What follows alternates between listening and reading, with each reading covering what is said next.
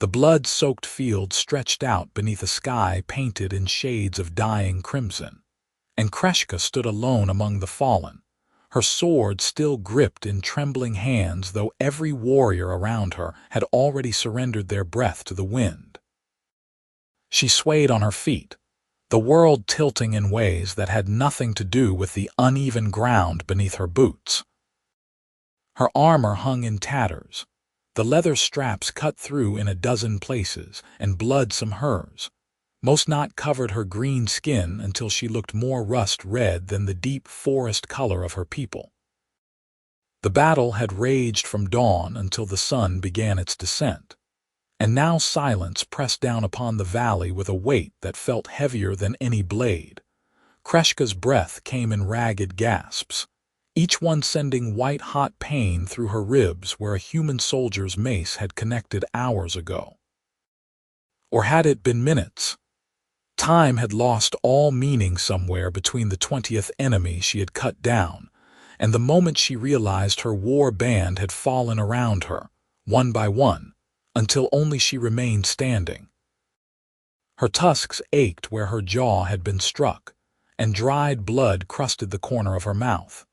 Her pointed ears rang with phantom sounds of screaming, steel against steel, the wet crunch of bodies hitting earth. She knew she should move. Should find her way back to the orc territories beyond the mountains. Should run before human reinforcements arrived to finish what this battle had started. But her legs refused to obey, trembling with exhaustion that went beyond the physical. Her sword, the blade her mother had given her when she completed her trials at 18 summers, felt impossibly heavy in her grip. Yet she could not make her fingers release it. The sun touched the horizon, spilling gold across the carnage, and Kreshka sank slowly to her knees. Her sword remained upright, point driven into the soil, and she leaned on it like an old woman with a walking stick. Just for a moment, she told herself. Just until her strength returned. Then she would move. Then she would survive, as she had always survived. The darkness crept in from the edges of her vision, and Kreshka did not fight it. Yarrick Brennan walked his northern boundary fence line with the same careful attention he gave every task on his small farm, checking for breaks or weak posts that might let his sheep wander into the wild lands beyond. The morning air held an edge of coming winter, and he pulled his worn wool coat tighter against the chill. At 32 years old, he had settled into a comfortable rhythm of seasons and solitary work, content to tend his fields and animals far from the complications of town life. He had chosen this plot deliberately at the very edge of settled lands, where few neighbors bothered him with questions about why a man his age lived alone, or why he never attended the harvest festivals, or why he sometimes woke screaming in the night from dreams of things he had left behind. The isolation suited him. The quiet healed something that 4 years of peace had not managed to mend. But this morning, the quiet felt wrong. Yarrick paused, one hand on a fence post, and studied the valley that stretched beyond his property line. The wild grass there grew tall and golden this time of year, rippling in waves beneath the autumn wind, but something about the color seemed off. Too dark, too red. He climbed through the fence carefully, methodically, the way he did everything, and walked down into the valley with his shepherd's staff in hand. The smell hit him before he saw the true extent of it, blood and death, already beginning to turn in the warm afternoon sun. His stomach clenched, old reflexes surging up from the place where he had tried to bury them, and for a moment he was 23 again, walking through the aftermath of a border skirmish counting bodies. But he was not a soldier anymore, had not been for 9 years. He was a farmer, and farmers did not see battles, except here was a battlefield, laid out before him like something from his worst memories. Bodies lay scattered across the valley floor, humans and orcs both, though more orcs than men. Yarrick recognized the uniform remnants on some of the human dead as belonging to the Southern militia, the same force he had once served in before he bought his discharge and disappeared into the farming life. What had they been doing this far north? This was supposed to be neutral territory, the buffer zone between human settlements and orc lands. He moved through the carnage with practiced efficiency, checking bodies for signs of life though he expected to find none. The dead had been here at least a day, maybe longer. Carrion birds had already found them, though they scattered at his approach. Yarrick whispered old prayers under his breath, words he had learned from a chaplain during his service, words that had once brought him comfort when speaking them over friends who would never go home. That was when he saw her. At the center of the field where the fighting must have been fiercest, a lone orc warrior knelt with a sword driven into the ground before her. For a heartbeat, Yarrick thought she was dead, frozen in some final gesture of defiance. Then he saw her chest rise with a shallow breath, saw her fingers twitch against the sword's grip. Sweet mercy, she was alive. Yarrick approached slowly, staff held ready, though he doubted she had the strength to attack even if she wanted to. She was young, maybe mid-20s by his guess, though he had never been good at determining orc ages. Her armor hung in ruins on her muscular frame, and blood covered so much of her that he could barely see the green of her skin. Dark hair, matted with gore, hung in a thick braid down her back. Even collapsed and dying, she looked fierce, her jaw set and her tusks small but sharp, visible where her lips had drawn back in a grimace of pain. "Hey," Yarrick said softly, the way he might speak to a wounded animal. "Can you hear me?" No response. Her eyes remained closed, though her breathing quickened slightly at the sound of his voice. Yarrick crouched a few feet away, studying her. This was dangerous, monumentally stupid, actually. If anyone from town found out he had helped an orc, they would drive him out at best, hang him at worst. Orcs were the enemy, had always been the enemy, and the fact that this young woman had clearly killed several human soldiers would only make it worse. But looking at her, Yarrick saw only someone who would die if left alone. Someone who had fought beyond the point of reason, survived beyond all odds, and now clung to life by the thinnest thread. He thought of the young soldiers he had tried to save during his service, the ones who had bled out in his arms while he whispered useless promises that help was coming. He had sworn when he left the militia that he would never again stand by and watch someone die if he could prevent it. That oath had not specified species. "All right," he said, though she could not hear him. "All right, I am an idiot, but let us get you somewhere safe." Yarrick set down his staff and moved closer, reaching carefully for the sword she still gripped. "I need to take this," he murmured, gently prying her fingers loose. The weapon was well made, the blade notched from hard use but still sharp and true. He set it aside and then carefully, slowly, worked his arms under the orc woman's shoulders and knees. She was heavy, solid muscle despite her lean build, and Yarrick grunted with effort as he lifted her. She made a small sound, something between a groan and a growl, but did not wake. That was probably for the best. He did not want to imagine how she might react to waking in human arms. The walk back to his farm took twice as long as it should have, with Yarrick stopping frequently to rest and adjust his grip. By the time he reached his small stone house, his arms burned and sweat plastered his shirt to his back, despite the cool air. He kicked open the door to his barn. The house felt too exposed, too easily visible from the road, and carried the orc woman to the back corner where he kept hay stacked for winter fodder.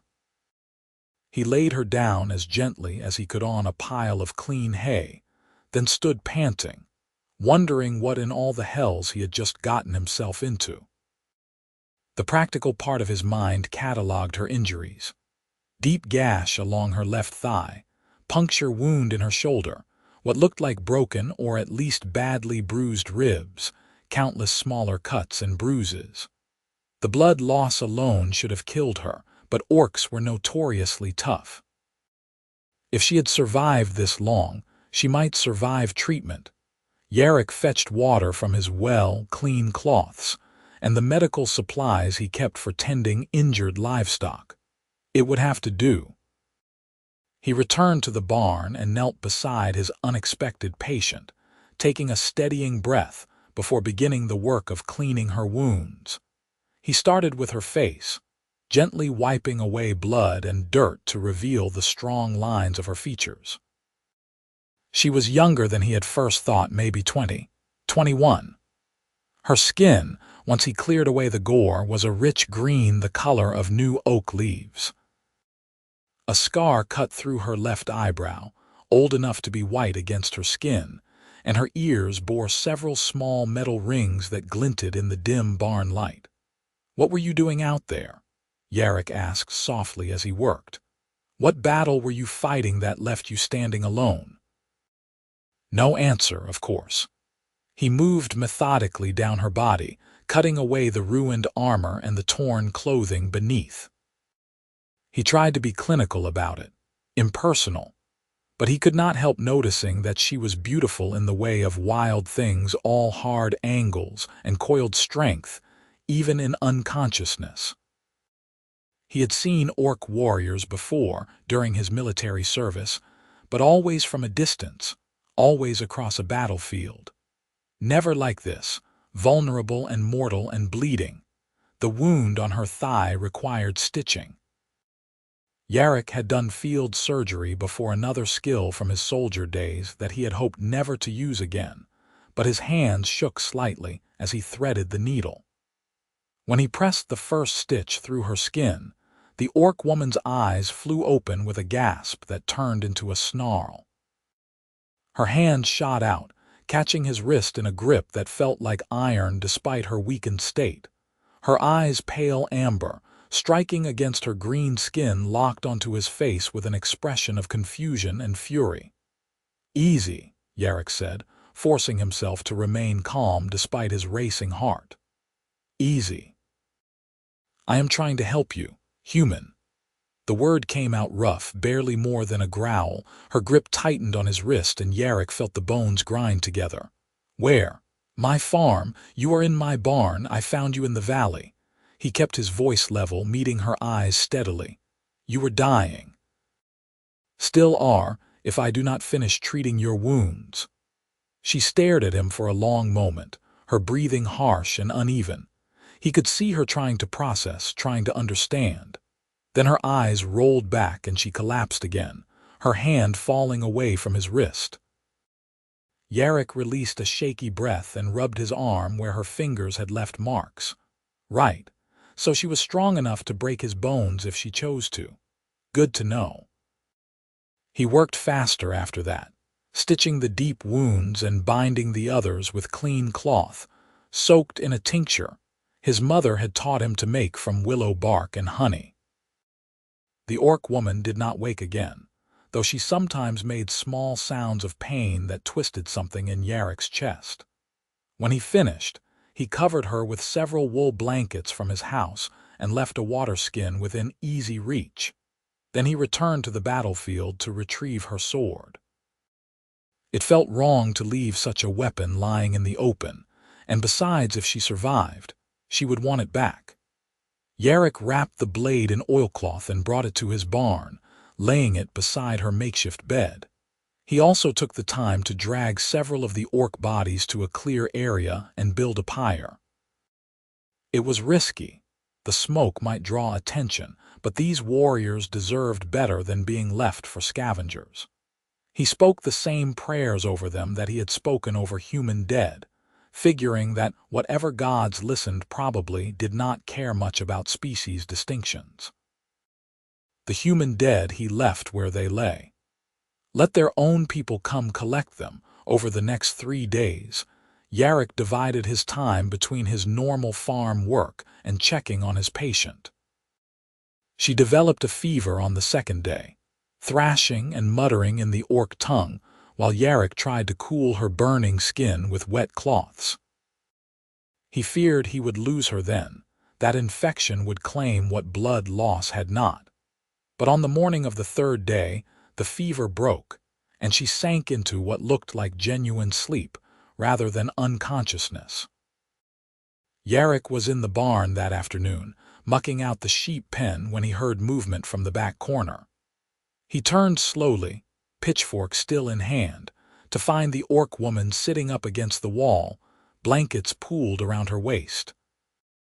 She had found her sword and held it across her lap, though she looked too weak to lift it effectively. "You are awake," Yarrick said, stating the obvious because he could not think of anything better. "You are the human who found me." Her voice was stronger now, though still rough. "The farmer." Yarrick Brennan. He set down the pitchfork, keeping his movements slow and unthreatening. "How are you feeling?" "Like I was trampled by a war beast." She touched her bandaged thigh, then her shoulder, taking inventory of her injuries. "You did this? The stitching?" "Yes." "Why?" It was a fair question. Yarrick leaned against the pen gate, considering his answer. "Because you would have died otherwise. I am orc, your enemy. You were bleeding. That made you a patient, not an enemy." She studied him with those striking amber eyes, her expression unreadable. "You were a soldier. I can tell by the way you move, the way you handled my wounds. You have battlefield experience." Yarrick nodded slowly. "I served in the Southern Militia for 4 years. Left 9 years ago." "Did you kill orcs?" The question hit harder than he expected. Yarrick looked away, focusing on a knot in the barn wall. "Yes, not many, but yes. And now you save one. Why?"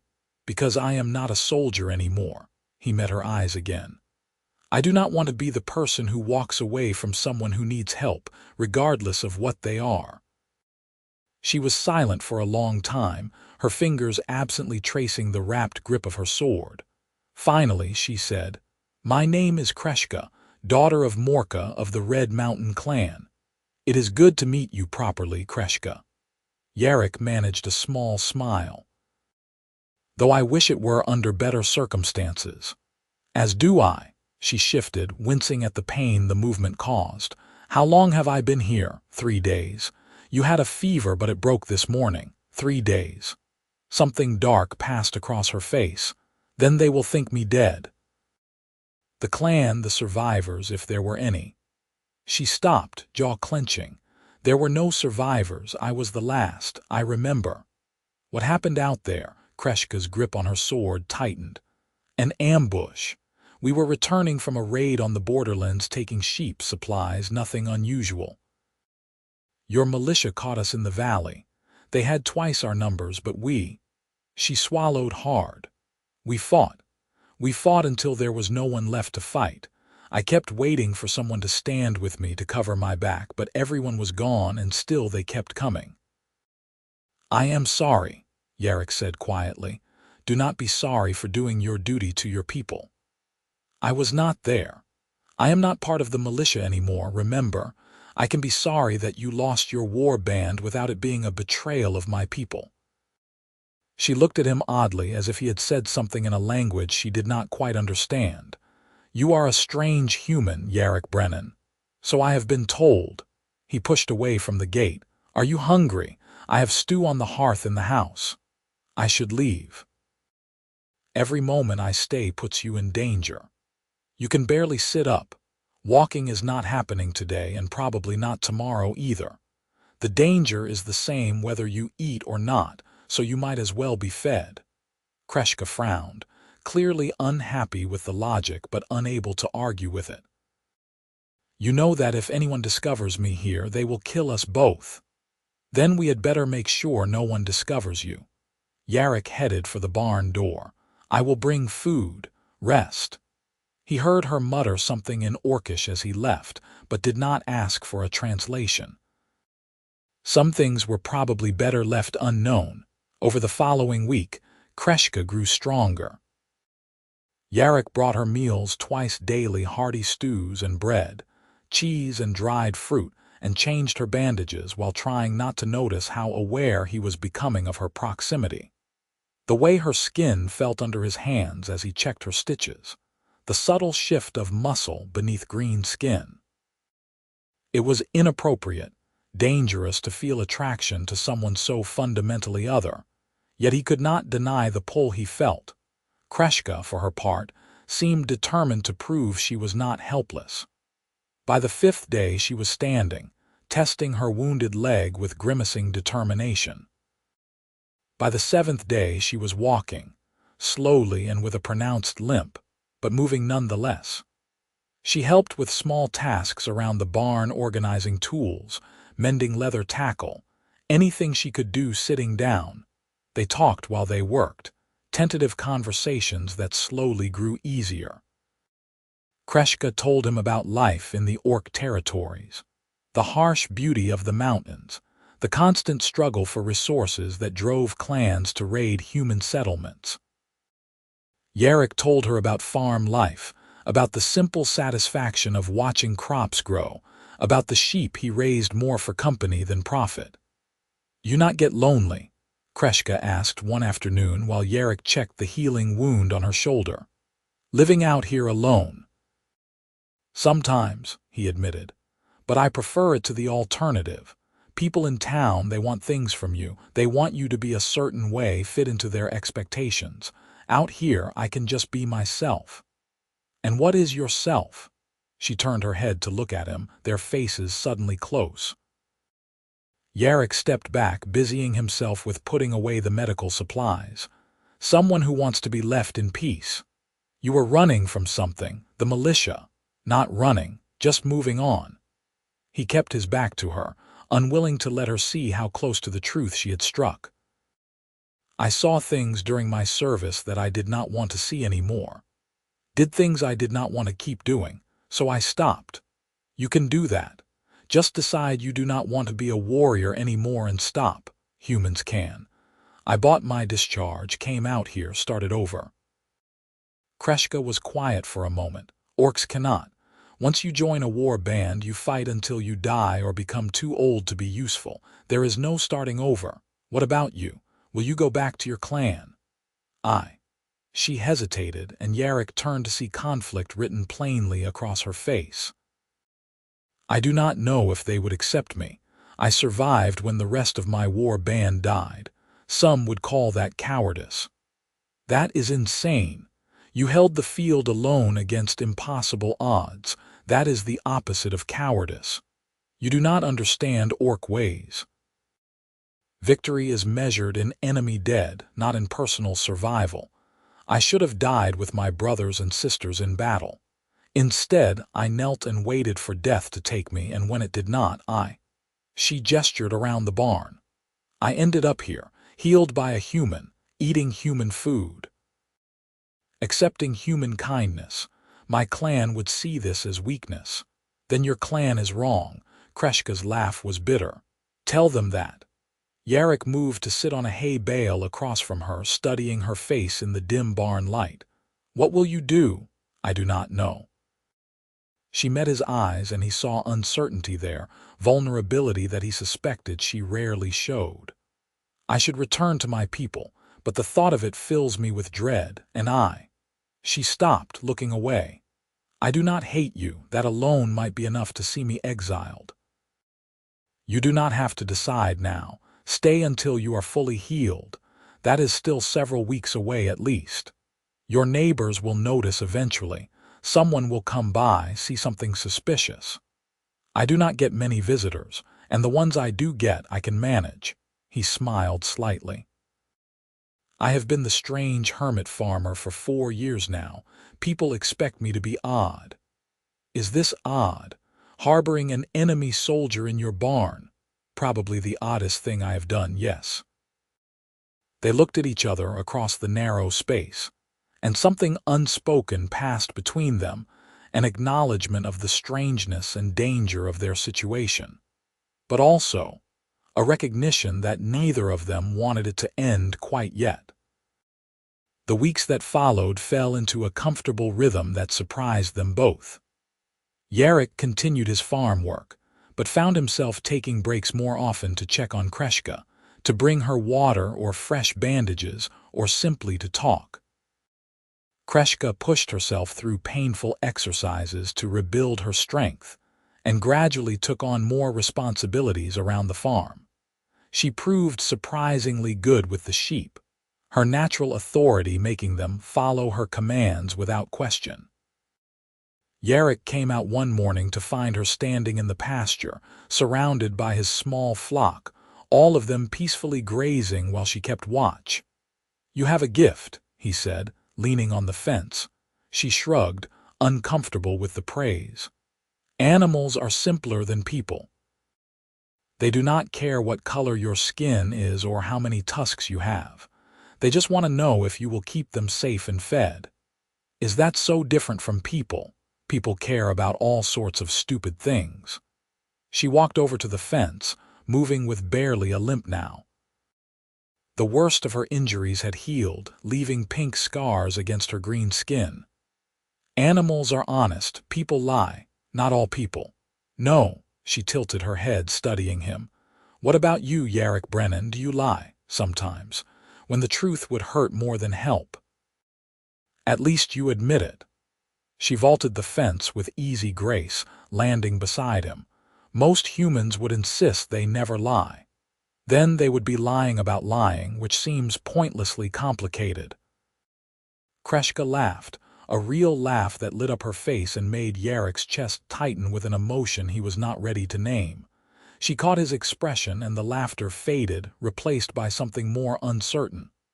"What?" she asked. "Nothing, just, you should laugh more often. It suits you." She looked away, but not before he saw color darken her cheeks. Could orcs blush? Apparently they could. The moment stretched between them, charged with possibility, but before either could speak again, the sound of hoofbeats on the road made them both freeze. "Inside," Yarrick said quietly. "Now." Kreshka did not argue, moving quickly toward the barn while Yarrick walked to meet his unexpected visitors. Two men on horseback approached his gate neighbors from a farm several miles south.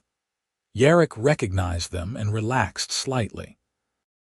They were decent enough people, not given to gossip or causing trouble. "Morning, Yarrick," the older of the two called out.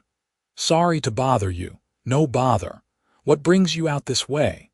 "Militia came through 2 days ago, asking if anyone had seen signs of orc raiders. Apparently there was a big battle up in the northern valley last month. They are still finding bodies." The man shook his head. "Thought we should let folks know to keep watch in case any orcs survived and are hiding in the area." Yarrick kept his expression neutral. "I have not seen anything unusual, just been keeping to my sheep and my fields." "Well, keep your eyes open anyway. Militia says there might be 1 or 2 still alive, maybe injured. If you see anything, raise the alarm."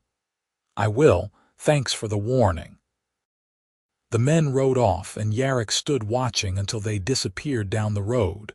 Then he returned to the barn where Kreshka waited in the shadows, her hand on her sword. "They are looking for survivors," she said quietly. "Yes. I should leave, tonight. You are not ready." "Another week at least, maybe 2. Better to leave weak than to stay and bring death to your door." She moved past him toward her small nest of blankets and supplies. "I have imposed on your kindness long enough." Yarrick caught her arm, stopping her. "Wait. Why?" She turned to face him, and he saw anger in her eyes, anger covering fear. "Why should I wait? So you can be hanged for harboring an orc, so I can lead soldiers straight to someone who showed me mercy. Because I do not want you to go." The words hung in the air between them, raw and honest. Kreshka stared at him, her expression shifting from anger to confusion to something that might have been hope. "You do not mean that," she said finally. "You barely know me. I know you helped me mend fence yesterday. I know you sing to the sheep when you think I cannot hear. I know you have nightmares about the battle and wake up reaching for your sword.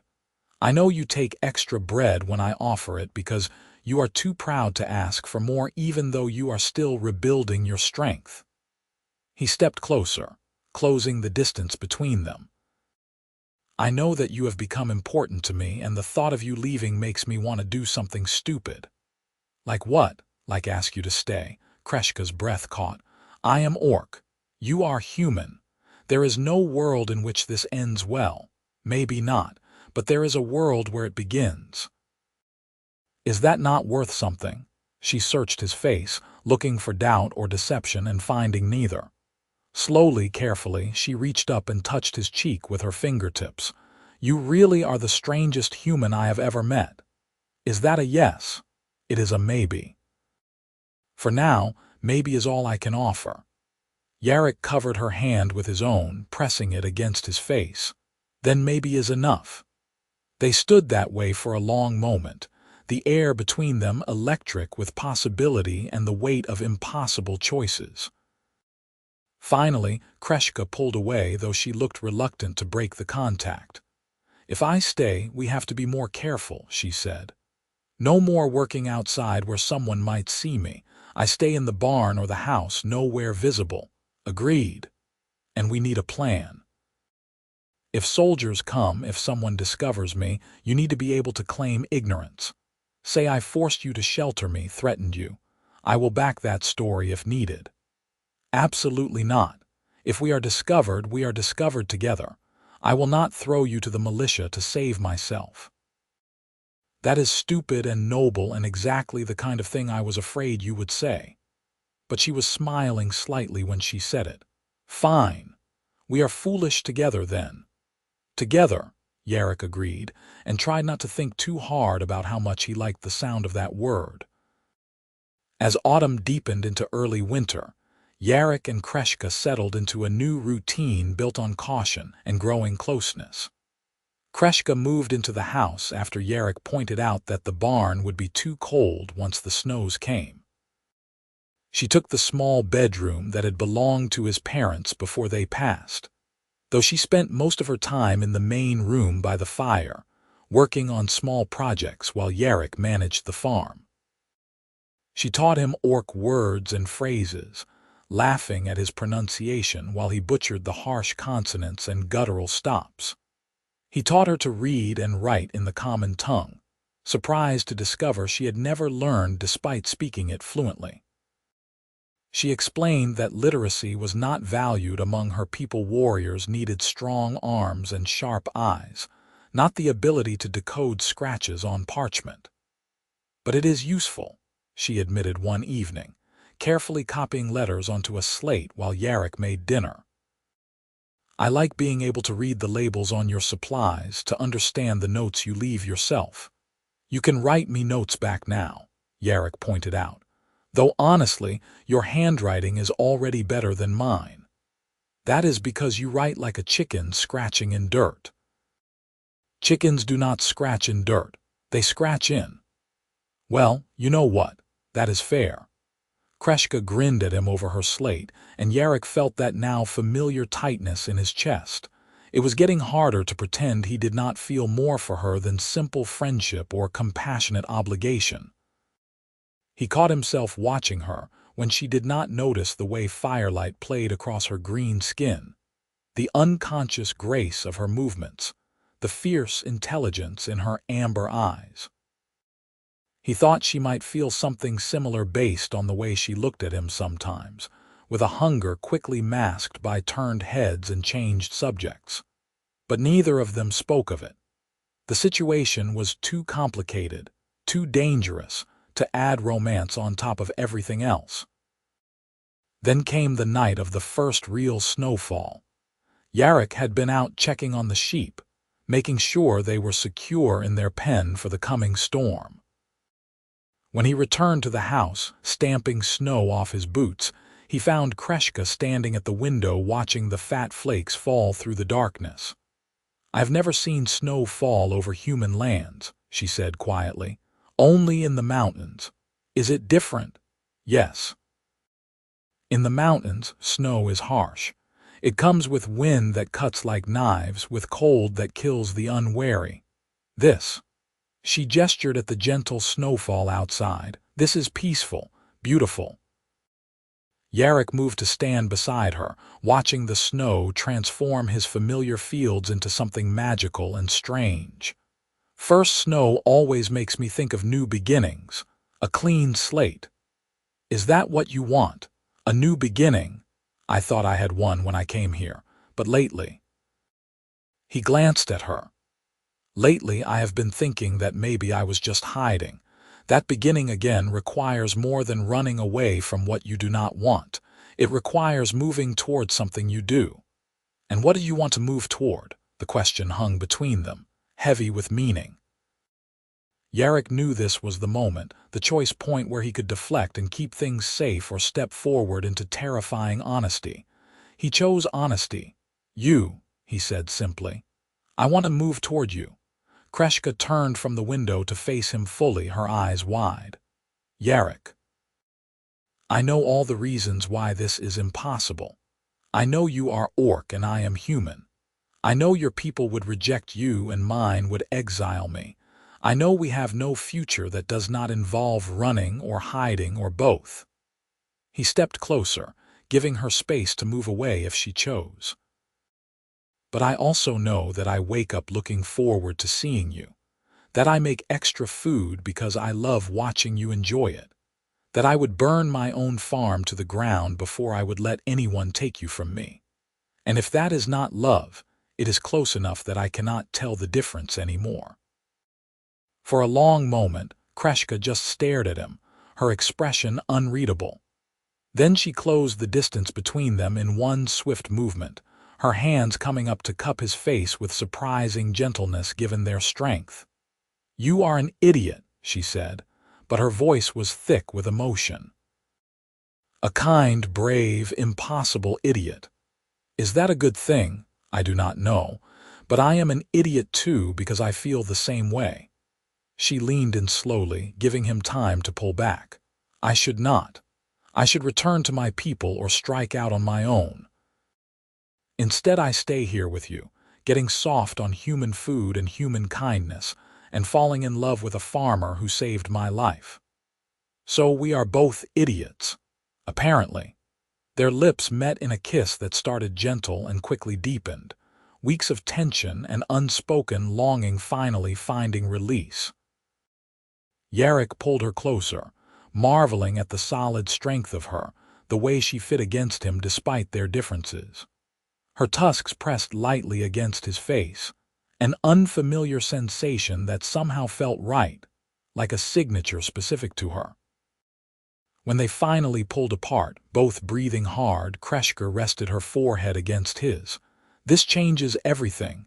I know, we cannot stay here forever. Eventually someone will find us. I know that too. And you still want this, want me. Yarrick pulled back enough to meet her eyes, making sure she could see the certainty in his face. More than anything. She kissed him again, fierce and claiming, and Yarrick surrendered to it gladly. They moved together toward his bedroom, shedding clothes and caution in equal measure. And that night the snow fell silently over the farm while inside two people who should have been enemies discovered what it meant to be something more. Winter settled over the land with quiet authority, and Yarrick and Kreshka adapted to their new dynamic with surprising ease. The physical intimacy had broken down walls between them, allowing a deeper emotional connection to flourish. They worked together during the day, Yarrick handling outdoor tasks while Kreshka managed indoor work, and anything that could be done out of sight, and spent evenings by the fire, talking and planning and simply being together. But the outside world did not forget them. The militia continued their sporadic patrols through the area, always searching for surviving orcs. Twice more neighbors stopped by with warnings or news, and each time Yarrick sweated through the conversations while Kreshka hid in the cellar, her sword in hand and ready to fight her way out if discovered.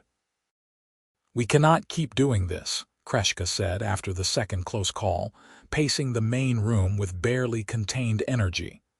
Eventually our luck will run out. What do you suggest? We leave. Head north into the wilderness, find somewhere even more remote than this. Yarrick set down the tool he had been sharpening. I will not ask you to live in the wild like a fugitive. Better that than waiting here until they drag me out and hang us both. She stopped pacing, turning to face him. I am serious, Yarrick. We need to think about the future, about what happens when spring comes and there are more travelers on the roads, more eyes to see things that should not be seen. You are right. He stood, moving to pull her into his arms, but running deeper into isolation is not a solution either. We would be choosing to hide for the rest of our lives. What other choice do we have? Yarrick was quiet for a long moment, an idea taking shape in his mind. It was risky, potentially disastrous, but it might be their only real chance at something approaching a normal life. What if we did not hide? He said slowly. What if we went somewhere no one knows us, somewhere on the frontier where people are too busy surviving to care about what species their neighbors are? Where? There is nowhere like that. The Western Territories. Beyond the great river, where settlers are just starting to establish homesteads. The militia has no presence there, no structure or control. It is wild country, dangerous but free. He pulled back to look at her face. We could claim land, build a new farm, be whoever we want to be. Kreshka's eyes widened as she processed the idea. That is insane. The journey alone would take months through some of the most hostile territory on the continent. Yes, we would be giving up everything. Your farm, your security, any connection to civilization. I would be giving up a lot less than you. You already gave up your entire world when you decided to stay with me. She searched his face. You would do that, leave everything behind just to be with me. The farm is land and buildings. You are home. Where you go, I go. Tears gathered in Kreshka's eyes, though she blinked them back with obvious effort. I do not deserve you. Pretty sure I am the one who does not deserve you, but we can argue about that later. He pulled her close again, resting his chin on the top of her head. Think about it. We have until spring before we need to decide. If you want to try for the Western Territories, we will need to prepare supplies, maps, planning. It is not something to decide lightly. Nothing about us has been light since the moment you found me in that valley. But she held him tighter and he felt her nod against his chest. All right, we plan, and when spring comes, we decide. They spent the rest of winter preparing for a journey they might or might not take. Yarrick quietly sold off sheep and equipment, claiming he was thinking about moving closer to town for companionship. His neighbors thought he was finally coming to his senses about living alone, and he let them think it. The gold he received went into a hidden cache that grew steadily larger. Kreshka crafted new leather armor for herself from hides Yarrick bought in town, and she repaired and sharpened her sword until it gleamed. She also helped Yarrick improve his basic fighting skills, teaching him staff techniques and knife work that might keep him alive if they encountered trouble on the journey. You are not terrible, she said one afternoon after watching him practice forms she had shown him. Not good, but not terrible. High praise from a master warrior. I am serious. You have decent instincts. If you keep practicing, you might actually survive a real fight. Let us hope it does not come to that. In the Western Territories, it will absolutely come to that. Raiders, wild beasts, hostile tribes, the frontier is not kind to the unprepared. Yarrick lowered his practice staff, studying her. Are you trying to talk me out of this? No, I am trying to make sure you understand what you are choosing. This will not be like living here, safe and comfortable with regular meals and a warm bed. We will be starting from nothing in country that actively wants to kill us. As long as we are together, I can handle it. Kreshka shook her head, but she was smiling. Hopeless romantic. Says the woman who sings to sheep. The sheep appreciate my singing. So do I. He set down the staff and pulled her close. We are really doing this, are we not? I think we are. She kissed him softly. Spring is only a few weeks away after that. After that, everything changes. Everything already changed the day you found me. This is just the next step. They held each other as the late winter sun slanted through the barn door, both aware that the comfortable safety of their isolation was coming to an end. The future stretched uncertain before them, full of danger and possibility in equal measure. But for now, they had each other, and that felt like enough.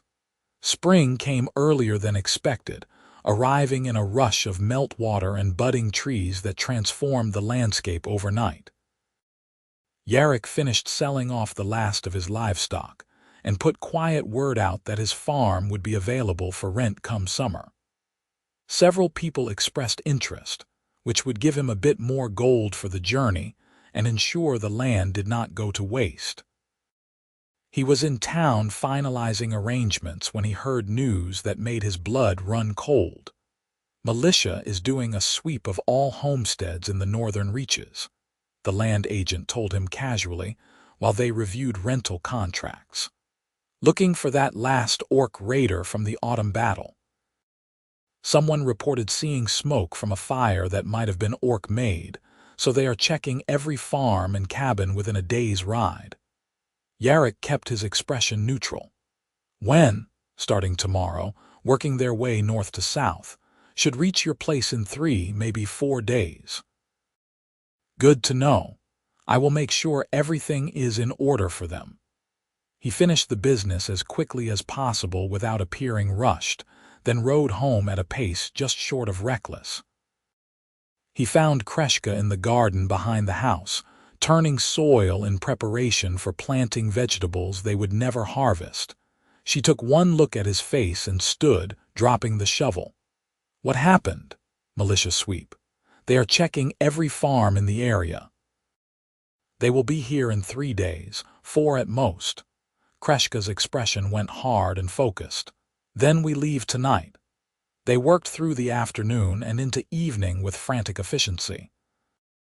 Yarrick packed supplies for 2 people making a long journey: food, blankets, tools, medical supplies, everything they might need.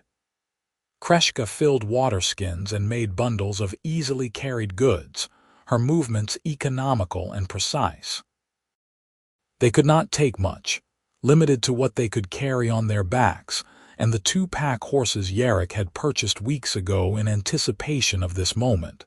As night fell, they did a final check of the house. Yarrick left his rental documents prominently displayed on the table, along with a note claiming he had decided to visit relatives in the south. It would not fool anyone for long, but it might buy them a few extra days before the militia realized he had fled. Ready? Kreshka asked, standing by the door with her pack and sword. Yarrick looked around the house one last time at the hearth where he had cooked so many meals, at the bedroom where he and Kreshka had shared so many nights, at the simple furniture his father had made with his own hands. This had been his refuge, his haven, his attempt at peace. But Kreshka was his home now, and home could be anywhere. Ready, he said. They slipped out into the darkness, leading the horses quietly down the road until they were far enough from the farm to risk a faster pace. Then they turned west toward the river and the territories beyond, putting distance between themselves and the life Yarrick had built. The first week of travel was tense, both of them jumping at every sound and avoiding other travelers whenever possible. They moved through back country and forest paths, places where the roads had not yet reached. Yarrick's knowledge of the area served them well for the first few days, but soon they passed beyond his familiar territory into lands he knew only from maps and stories. Kreshka took over navigation once they entered true wilderness. Her training as a warrior included pathfinding and survival skills that Yarrick lacked, and she led them with confidence through terrain that would have baffled him. She showed him how to find water, how to identify edible plants, how to move through forest without leaving obvious trails. "You are good at this," Yarrick said one evening as they made camp in a protected hollow between hills. "The traveling, the surviving.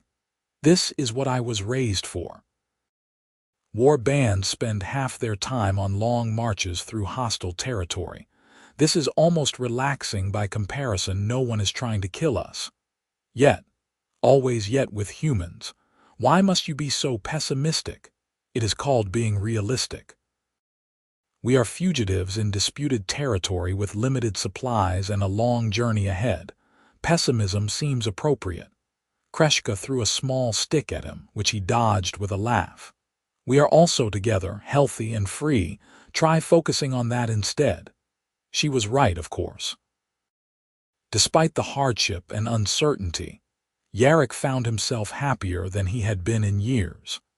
There was something liberating about cutting all ties to his old life, about having no one to answer to except each other. They fell into an easy partnership on the trail, each contributing their particular skills and supporting the other's weaknesses. At night, they would lie together under the stars, sharing body heat and stories. Kreshka told him about her childhood in the mountains, about the harsh beauty of orc culture, and the things she missed, despite everything. Yarrick told her about growing up on his father's farm, about the brother he had lost to fever when they were children, about the guilt he still carried from his militia service. "You cannot change the past," Kreshka said one night after he had been particularly quiet. "You can only decide who you are now. And who am I? You are the man who saved my life even though I was his enemy, the man who gave up everything to be with me, the man I love." She kissed him gently. "That seems like enough." Yarrick pulled her closer, breathing in the smell of her leather and wood smoke and something uniquely her. "When you say it like that, maybe it is." They continued west for another 3 weeks, following river valleys and game trails deeper into the frontier. They saw occasional signs of other travelers' old campsites, blazed trees marking routes, once a cabin that had been abandoned to the elements, but encountered no one. The territory was vast and empty, waiting to be filled by those brave or desperate enough to claim it. Then one afternoon, following a creek through rolling grassland, they crested a hill and saw it. The great river, a silver ribbon cutting through the landscape, marking the boundary between settled lands and true wilderness. "That is it," Yarrick said, equal parts excited and intimidated. "Once we cross that, we are beyond all mapped territory." "Good." Kreshka urged her horse forward. "Let us find a crossing." They located a shallow ford 2 miles downstream and waded across, horses splashing nervously through the swift current. On the far bank, Yarrick turned to look back at the eastern shore, at the world he was leaving behind, at the life he had built and abandoned. "Regrets?" Kreshka asked, watching his face. "No, just acknowledging the weight of the choice. We can still turn back. It is not too late." Yarrick turned to her, taking in her strong profile against the evening sky, the way she sat easy on her horse like she had been born to travel, the confidence in her eyes despite the uncertainty ahead. "Yes, it is. I was already too late the moment I found you in that valley. Everything after has just been walking toward this moment." That is an absurd thing to say, but true. She reached across the space between their horses and took his hand. "Then let us be absurd together. Come on, we should make a few more miles before dark."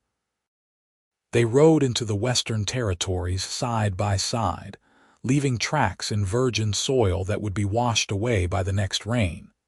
For the first time in months, Yarrick felt something like peace settle over him. The future was uncertain, dangerous, full of challenges they could not yet imagine. But they would face it together, and that made all the difference. The Western Territories proved every bit as wild and unforgiving as Kreshka had warned. They encountered their first real danger 2 weeks after crossing the river when a pack of wolves tracked them for 3 days, attracted by the smell of their horses.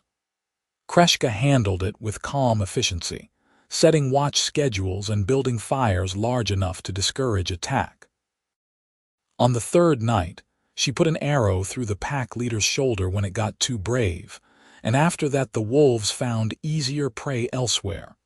"You are terrifyingly good at that," Yarrick said, watching her retrieve and clean her arrow. "I have been hunting since I could walk." "Wolves are just larger versions of the same problem." She glanced at him. "You did well on watch, did not panic, kept the fire going, woke me when needed. That is good partnership, high praise. You are learning, slowly but learning." They continued west and slightly south, aiming for territory that was supposedly more temperate and suitable for farming. The journey stretched from weeks into months as they navigated canyons, forded streams, and climbed through foothills that seemed to go on forever. They encountered other travelers, occasionally trappers, explorers, a few hardy families seeking new land, and learned to present themselves as exactly what they appeared to be: settlers heading west.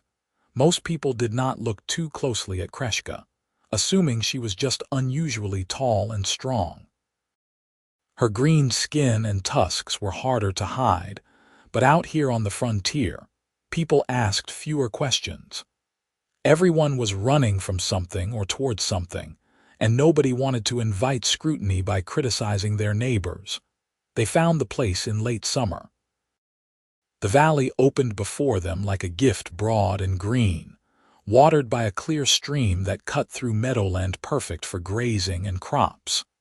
Forest ringed the valley on 3 sides, providing timber for building and game for hunting. The 4th side opened onto grasslands that stretched to the horizon. "This," Kreshka said, reining in her horse. "This could work." Yarrick dismounted and walked into the grass, feeling it brush against his legs. The soil looked rich, the water plentiful, the land unscarred by previous habitation. It was perfect. It was home. "Let us claim it," he said. They spent the rest of summer establishing their homestead. Yarrick's farming knowledge combined with Kreshka's strength and endurance made them an efficient team. They built a small cabin from local timber, crude but solid, with a good hearth and shuttered windows. They cleared land for crops and planted a late garden that might give them enough harvest to supplement their supplies through the coming winter. Kreshka used her hunting skills to keep them fed while Yarrick worked the land. She brought back deer, rabbits, even a small bear that provided meat and a hide large enough to serve as a winter blanket. She also scouted the surrounding territory, mapping resources and potential threats. "There is a clan of mixed settlers about a day's ride south," she reported one evening. "Humans mostly, but I saw at least one half-orc among them. They did not seem hostile. Should we make contact, eventually? Right now we should focus on getting through our first winter. Spring will be soon enough to think about neighbors." The first snow came in late autumn, earlier than Yarrick had hoped. They sealed themselves into their cabin and focused on survival, keeping the fire going, rationing supplies, working on indoor projects when the weather allowed them outside. It was hard, harder than anything Yarrick had experienced even during his military service, but they endured. During the long winter nights, they planned their future. They would expand the cabin come spring, maybe build a barn. They would plant a full crop and hopefully see it through to harvest. They would reach out to nearby settlers and begin building a community, however small. "You think it will work?" Yarrick asked one night, watching firelight dance across Kreshka's face. "Do you think we can really build a life here? We already are building it. Every day we survive, every improvement we make, every plan we create, that is life." She shifted closer to him on their narrow bed. "It will not be easy. There will be setbacks and struggles and probably a few disasters. But yes, I think it will work, because we make it work together. I love you, Yarrick said, because sometimes the simplest truths needed to be spoken. I love you too, you strange, stubborn, wonderful human. She kissed him, and for a while they forgot about the cold and the isolation and the 1,000 challenges waiting beyond their cabin walls. Winter finally released its grip in early spring, and Yarrick and Kreshka emerged from their cabin to find the valley transformed. Wildflowers carpeted the meadow in rainbow profusion. The stream ran high and clear with meltwater, and new growth greened the forest edges. It felt like a promise, like the land itself was welcoming them home. They threw themselves into work with renewed energy. Yarrick expanded their garden significantly, planting everything he had saved seed for: beans, squash, tubers, herbs. Kreshka started construction on a small barn to house the pack horses and hopefully a few sheep or goats once they could trade for them. They worked from dawn until dusk, collapsing exhausted into bed each night but satisfied with their progress. In late spring, they ventured south to make contact with the neighbors Kreshka had spotted. The settlement was small, maybe 30 people total, but established enough to have multiple cabins and a central meeting hall. The residents eyed them with understandable wariness, but accepted Yarrick's story that he was a farmer from the east and Kreshka was his wife. "Welcome to the frontier," the settlement leader said, a weathered woman named Alara who looked like she had been carved from the landscape itself. "We are always glad to see new homesteaders, long as you can pull your weight and do not cause trouble." "We plan to do one and avoid the other," Yarrick assured her. They traded some of their remaining gold for supplies and livestock: 2 goats, a handful of chickens, and seed for crops they had not managed to bring with them. They also established that they would be available for trade or mutual aid if needed, and that they expected the same consideration. "Good people," Kreshka said on the ride home. "Practical, not too curious. You sound surprised that people on the frontier would not care about species mixing. I am a little surprised, yes. I expected more hostility. Out here, survival matters more than prejudice. Everyone needs everyone else too much to be picky about things like skin color or tusks." Yarrick reached over and took her hand. "We are going to be fine." And for the most part they were. Their second summer in the valley was productive beyond their hopes. The crops flourished, the livestock thrived, and they managed to expand their cabin into something approaching comfort. They added a second room, proper furniture, even a few decorative touches that made the space feel like a home rather than just a shelter.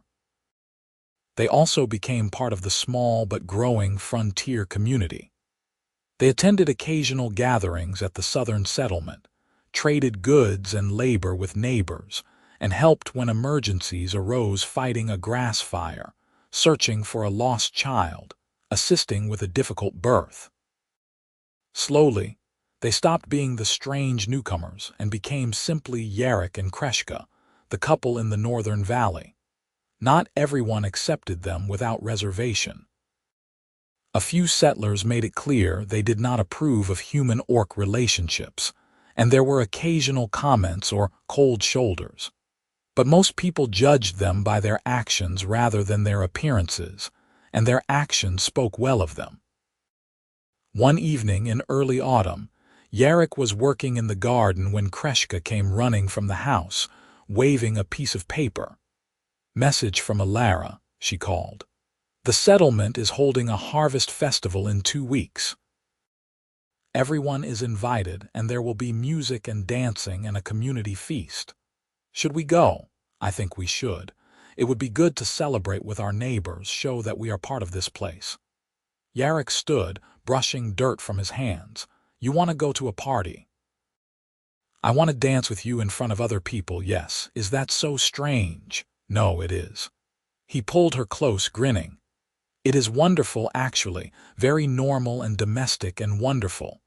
"Normal," Kreshka repeated, testing the word. I never thought I would want normal, but with you I do. The harvest festival was everything Alara had promised and more. The settlement's central area had been decorated with autumn leaves and dried flowers. Long tables groaned under communal food contributions, and someone had brought out instruments, fiddles and flutes, and a drum that kept rhythm. Children raced around shrieking with laughter while adults caught up on news and gossip. Yarrick and Kreshka contributed roasted vegetables from their garden and a haunch of venison Kreshka had hunted, both of which were received with enthusiasm. They talked with neighbors, swapped stories of summer's triumphs and struggles, and generally enjoyed being part of something larger than themselves. When the music started, couples began dancing in the cleared central space.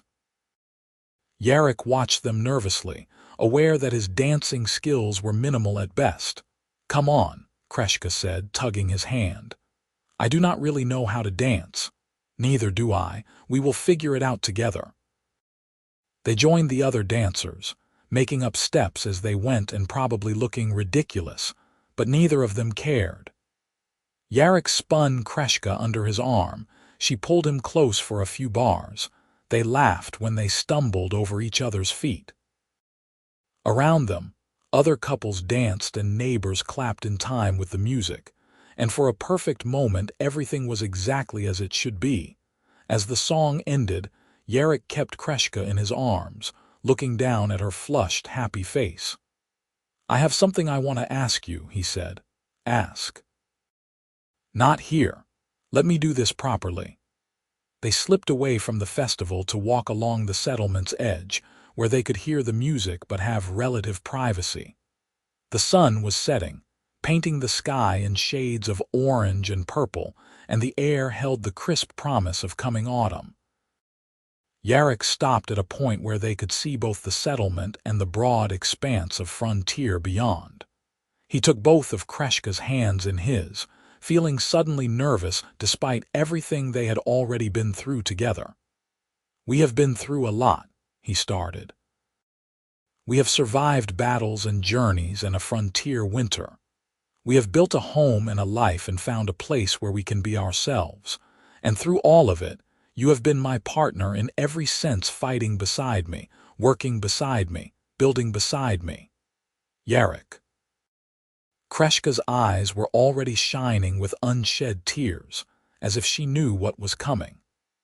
I know we cannot have a legal marriage, not out here where there is no real government or clergy. But I want to make a promise to you anyway, in front of whatever gods or spirits might be listening. I want to promise that I will stand with you for as long as I draw breath, that your joys will be my joys and your struggles will be my struggles, that I will build my life around making you happy every single day for as long as we both live. He pulled a small object from his pocket, a ring he had carved from a piece of shed antler during the long winter nights, polished smooth and inlaid with a tiny stone he had found in the stream. It was crude compared to proper metalwork, but it had been made with love and care. Kreshka, will you marry me? Or whatever the frontier equivalent is, will you make this official in front of our community? Tears spilled down Kreshka's cheeks, but she was smiling that brilliant, full-face smile that still made Yarrick's heart skip. Yes, she said. Yes, of course, yes.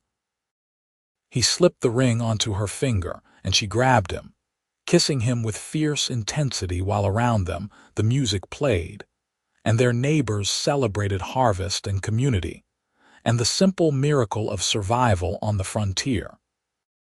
They announced their intention to formalize their partnership the next day, and Alara organized what she called a bonding ceremony for the following week. It was not a marriage in the traditional sense, but a frontier custom that served the same purpose, a public declaration of commitment before the community, recognized and supported by their neighbors. The ceremony took place in the valley where Yarrick and Kreshka had built their home, with neighbors traveling from the settlement and from scattered homesteads across the territory. Someone had brought flowers to weave into Kreshka's hair, and Yarrick wore his best clothes, which were still just his regular clothes, cleaned and mended, but they served. Ilara officiated, speaking words about partnership and frontier life, and the bonds that held communities together in harsh lands. Then, Yarrick and Kreshka spoke their own promises, not scripted, just spoken from the heart. They promised to stand together, to build together, to face whatever challenges came as a united front. When it was done, their neighbors cheered and someone produced a fiddle. There was more dancing, more food, more celebration. As the sun set over the valley, Yarrick pulled Kreshka close and looked around at the gathering, at people who had accepted them despite everything, who had witnessed and supported their commitment to each other. "This is real," he said softly. "This is actually our life now." "Did you think it was not?" "Sometimes I wondered if I would wake up back at my old farm and discover this was all a dream. You, this place, this community, it seemed too good to be true." Kreshka squeezed him tighter. "I am very real. This is very real, and it is only the beginning." She was right. Their bonding ceremony was not an ending but a foundation upon which they would continue to build. Over the next years, their homestead grew and prospered. They added proper fences, expanded their livestock, planted an orchard of young trees that would bear fruit for decades. They weathered droughts and hard winters, celebrated good harvests and mourned lean ones. The frontier community grew around them as more settlers arrived seeking land and freedom. The southern settlement expanded into something approaching a real town, with a trading post and a smithy and eventually even a school. Yarrick and Kreshka remained active members of the community, hosting gatherings at their homestead and contributing their skills to collective projects. They faced challenges, of course. One terrible spring, raiders swept through the territory, and Kreshka donned her armor again to help defend the settlement. Yarrick fought beside her, his old military training combining with the skills she had taught him, and together they helped drive off the attack. Afterward, wounded and exhausted, they held each other and remembered that peaceful lives still required protecting. But mostly, their days were filled with the simple rhythms of frontier life: planting and harvesting, tending animals, maintaining buildings, helping neighbors. They worked hard, laughed often, and loved each other through all of it. 5 years after their bonding ceremony, on an autumn evening much like the one when Yarrick had proposed, Kreshka came to him in their now expanded house with news that changed everything again. "I am pregnant," she said simply, her hand resting on her still flat stomach. Yarrick froze, a dozen emotions washing over him at once: joy, terror, wonder, fear. How do you feel about that?" "Terrified," Kreshka admitted, "but also happy. I never thought I would have children. It was not something warrior women in my clan aspired to, but with you I want it. I want to build a family with you." Yarrick pulled her into his arms, holding her as carefully as if she were made of glass. "We are going to have a baby. Apparently, we are going to have a baby." They stood that way for a long time, processing the new reality. Then Kreshka pulled back and looked up at him with that challenging glint in her eye that he had come to love. "So," she said, "ready for the next adventure?" Yarrick laughed, kissed her forehead, and pulled her close again. "With you, always."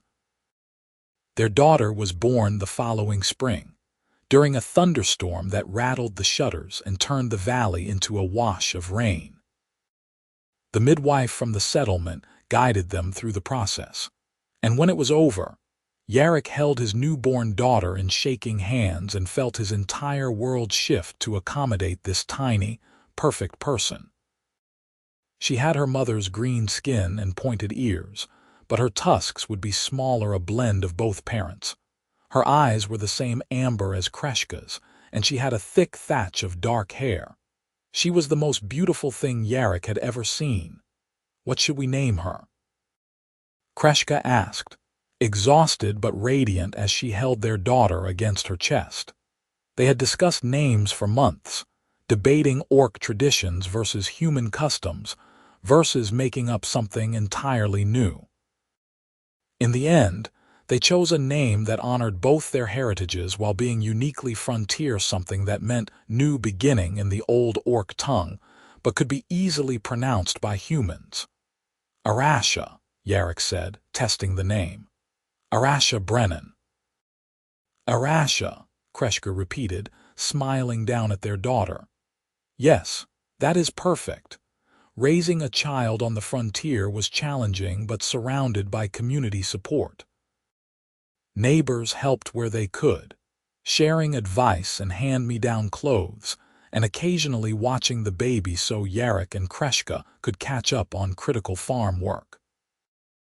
Arasha grew healthy and strong, crawling and then walking earlier than expected, showing both her mother's strength and her father's curiosity. She would grow up knowing nothing but acceptance, Yarrick realized. She would never understand that her very existence, a half-human, half-orc child born from love, rather than violence, would have been considered impossible or abhorrent in the lands they had left behind. Here on the frontier, she was just Arasha, beloved daughter of respected community members, another child among many learning to navigate frontier life. More children followed over the years, 2 more daughters and a son, each a unique blend of their parents' traits. The house expanded again to accommodate the growing family, and the homestead evolved from a small farm into a thriving operation that supported them comfortably.